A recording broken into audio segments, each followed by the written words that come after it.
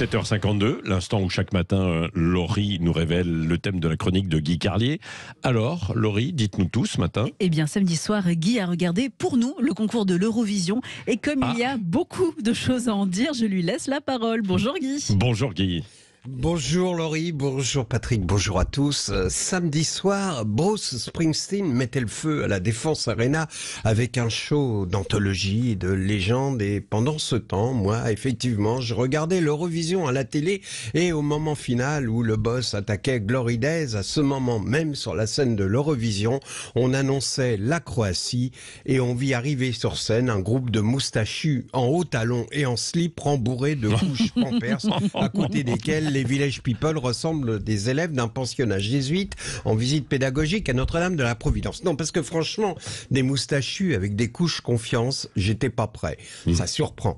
Enfin, ça surprend qu'on n'est pas habitué, parce que des moustachus en couche confiance, ça n'étonne pas Patrick Roger, qui en revoit tous les week-ends au Body Body Love, pas plus tard que samedi, lors de la soirée intitulée « Ce soir, on talque papa ».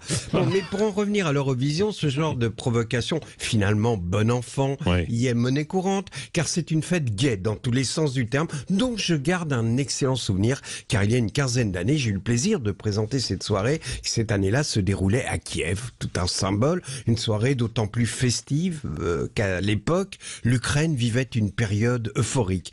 Le pays sortait de la révolution orange. On retrouvait à l'Eurovision l'esprit de liesse qui habitait l'Ukraine. Et ce soir-là, la fête a atteint son paroxysme lorsque le président du pays fit une entrée impromptue sur la scène du concours et l'ovation qu'il reçut nous donna le frisson. C'était un peuple heureux et de la même façon que Gilbert Bécaud avait Nathalie pour guide à Moscou, à Kiev, on avait affecté à la délégation de France Télévisions une étudiante en français prénommée Marina qui nous guida pendant tout notre séjour. Comme Nathalie, elle parlait en phrases sobres de la révolution orange et de l'avenir radieux qui attendait l'Ukraine.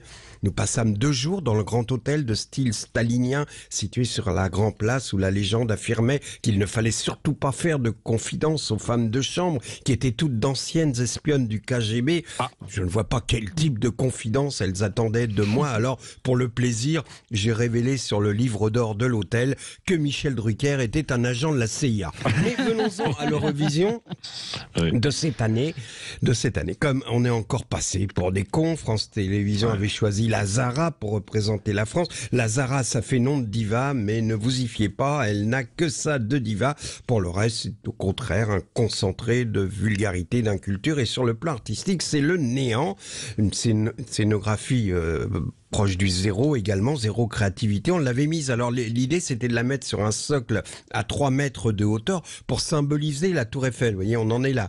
Et alors donc, mais évidemment, coincée sur son socle, elle pouvait bouger que les bras. Donc déjà, au point de vue scénographie, c'était limité. Du coup, pour meubler l'espace, elle n'arrêtait pas de bouger les bras dans tous les sens. Ça n'avait aucun rapport avec les paroles de sa chanson.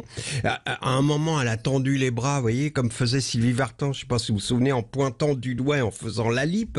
Évidemment, on a fini 16e et à l'annonce des votes, la Zara a fait un doigt d'honneur. La Zara a fait un doigt d'honneur aussitôt sur les réseaux sociaux. Ce fut la curée. Et ça a commencé à sentir cette sale odeur qui traîne un peu partout en France à ce moment.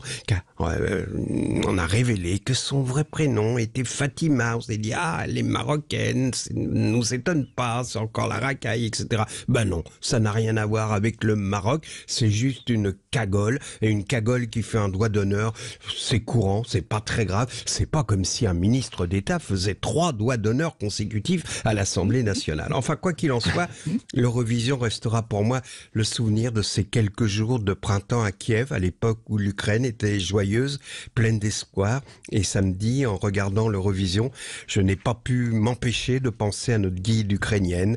Comme dans la chanson de Bécaud, il avait un joli nom, notre guide, Marina. Il avait un